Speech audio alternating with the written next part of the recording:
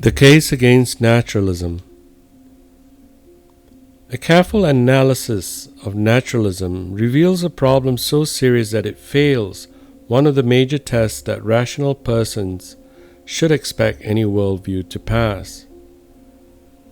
In order to see how this is so, it is necessary first to recall that naturalism regards the universe as a self-contained and self-explanatory system. There is nothing outside the box we call nature that can explain all that is necessary to explain anything inside the box. Naturalism claims that every individual object or event can be explained in terms of something else within the natural order. This dogma is not an accidental or non-essential feature of the naturalistic position. All that is required for naturalism to be false is the discovery of one thing that cannot be explained in the naturalistic way. As C.S. Lewis writes in this line of argument in his book, Miracles, if necessities of thought force us to allow to any one thing any degree of independence from the total system, if any one thing makes good a claim to be of its own, to be something more than an expression of the character of the nature as a whole, then we have abandoned naturalism. For by naturalism, we mean the doctrine that only nature, the whole interlocked system, exists. And if that is true, everything and every event would, if we knew enough, be explicable without remainder as a necessary product of the system. With a little effort, we can quickly see that no thoughtful naturalist can ignore at least one thing, as Lewis continues to explain.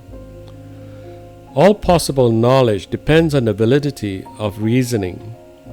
If the feeling of certainty which we express by words like must be, and therefore, and since, is a real perception of how things outside our minds really must be well and good.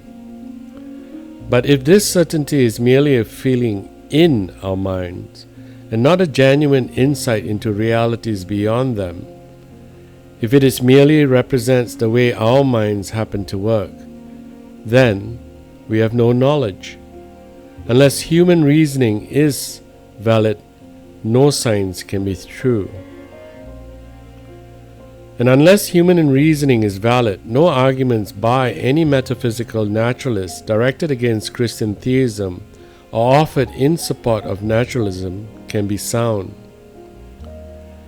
The human mind has the power to grasp contingent truths, that is, things that are the case though they might not have been the case. But the human mind also has the power to grasp necessary connections, that is, what must be the case.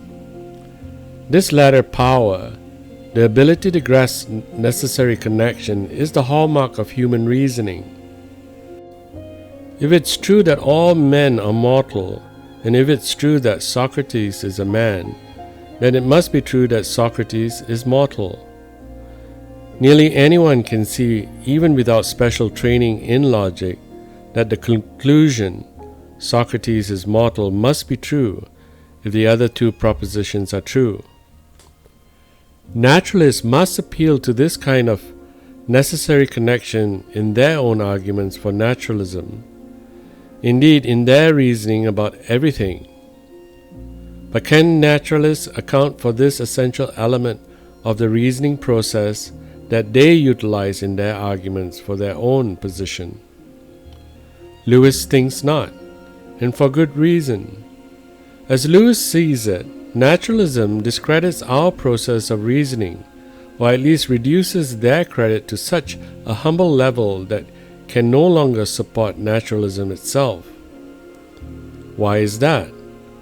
Because no account of the universe, including metaphysical naturalism, can be true unless the account leaves it possible for our thinking to be a real insight. A theory which explains everything else in the whole universe, but which is made possible to believe that our thinking was valid, would be utterly out of court. For that theory would itself have been reached by thinking, and if thinking is not valid, that the theory would, of course, be in itself demolished. It would have destroyed its own credentials. It would be an argument which proved that no argument was sound, a proof that there was no such things as proofs, which is nonsense. In the argument before us, Lewis is talking about the logical connection between a belief and the ground of that belief. It is one thing for a belief to have a non-rational cause. It is something else for a belief to have a reason or a ground. The ravings of a madman may be a cause, but lack any justifying ground. The reasoning of a philosopher may have both a cause and a justifying ground.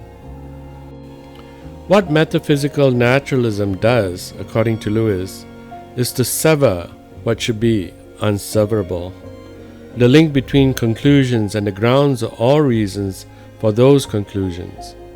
As Lewis says, unless our conclusion is the logical consequence from a ground, it will be worthless, as an example of a seasoned conclusion, and could be true only by fluke.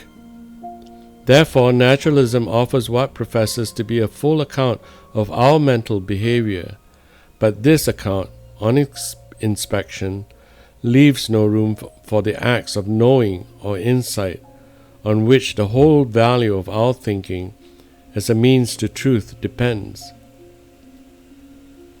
By now the thrust of Lewis' argument against naturalism has become clear. By definition, metaphysical naturalism excludes the possible existence of anything beyond nature. But the process of reasoning requires something that exceeds the bounds of nature, namely the laws of logical inference.